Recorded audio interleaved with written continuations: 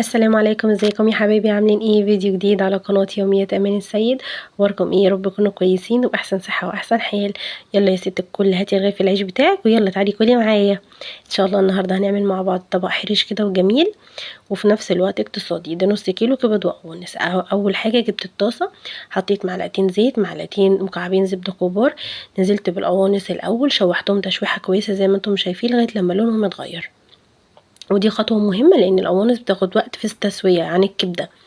بعد كده نزلت بالكبدة والقلوب بتاعت الفراخ، ونزلت بفلفل أسمر وقرفة، معلقة كبيرة قرفة. والقرفة ضروري يا بنات في الوصفة دي عشان بتنكه جدا الطعم، وكمان ما بتخليش فيه طعم زفارة أو أي حاجة، وبتخلي لونها وطعمها حلو جدا وريحتها خطيرة.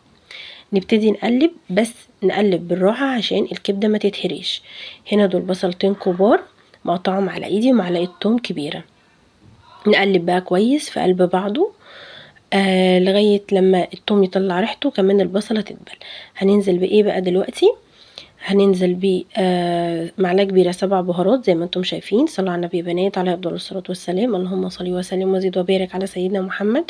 ونزلنا بمعلقة مرقة فورية، وهننزل بمعلقة صغيرة كزبرة، معلقة صغيرة جدا.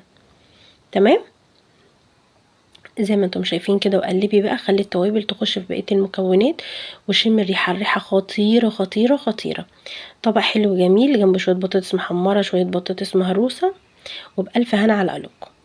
هنا بقى دي طماطميتين كبار وفلفلتين رومي وفلفل رومي احمر و بس. وننزل بقى بشوية الملح ونقلب بقى كله كويس مع بعض.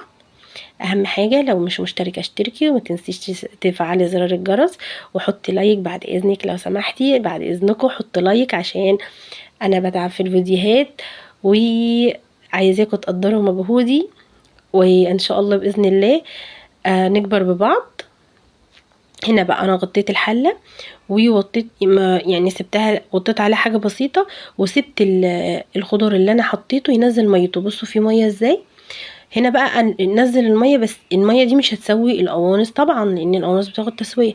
فنزلت بحوالي ربع كوبايه ميه فقط، بس لان كده كده الخضار هينزل ميته تاني، فانا مش عايزاها تبقى ميه، انا عايزاها تبقى متغلفه كده كلها زي ما انتم شايفين. يعني دوت مش شوربه، دي السمنه بالبهارات بكله.